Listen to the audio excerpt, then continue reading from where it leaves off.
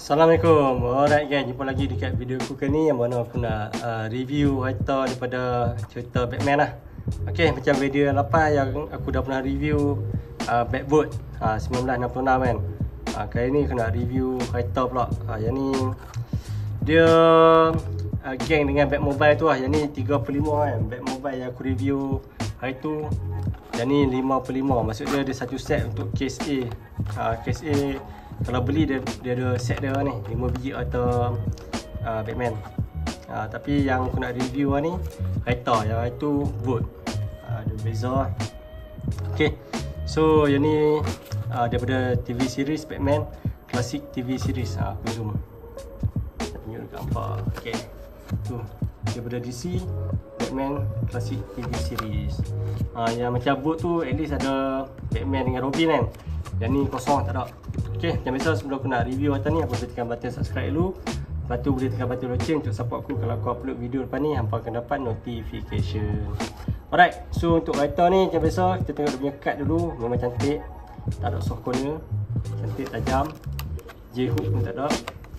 Belakang kita tengok, yang ni casting baru juga tahun 2025. Dia sama dengan yang boat tu lah.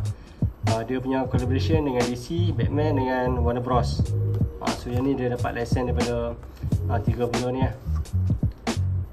Hobby.com belakang, okay, cantik. Okay, Batman yang ni kalau boleh main pun biasa lah, cuma harta.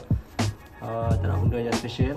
Okay, so blister, blister cantik, tak ada pecah, tak ada crack. Okay, blister dia lawa. Right, so harta dia kita boleh tengok kat sini, harta dia macam muscle car sebab dia besar dan panjang lah. Ada logo Batman kat sini. Sport ring biasa, tak cantik sangat. Ada lining merah. Lepas tu detail depan dia lawa dan pelik. Harta pun tak pasti sebab ni harta macam harta fantasi. Detail atas dia, decal tempo dia memang banyak lawa. Dia macam agak rumit tapi cantik. Dalam dia ada tempat duduk. Boleh nampak tu, dia tak ada cermin. Dia sama dengan gambar kan. Okay, detail belakang ada exhaust besar kat situ. Harta ni agak pelik, pelik dan unik lah. Tak macam Batman yang latest ni kan. Yang ni dia macam muscle car, dia panjang.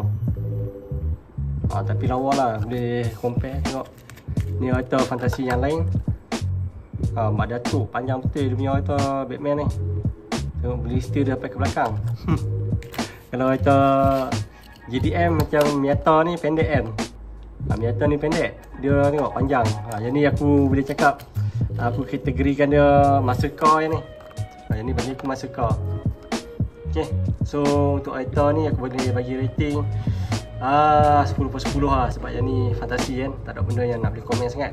Okay, so siapa nak beli harta Batman ni, aku letak link Shopee dekat pin komen dengan description video ataupun dekat bawah ni, boleh dapat kat situ. Okay, so jumpa lagi dekat next video aku yang akan datang. Jangan lupa subscribe, komen, like dan share. Okay, bye. Assalamualaikum. Manaca pagi ni.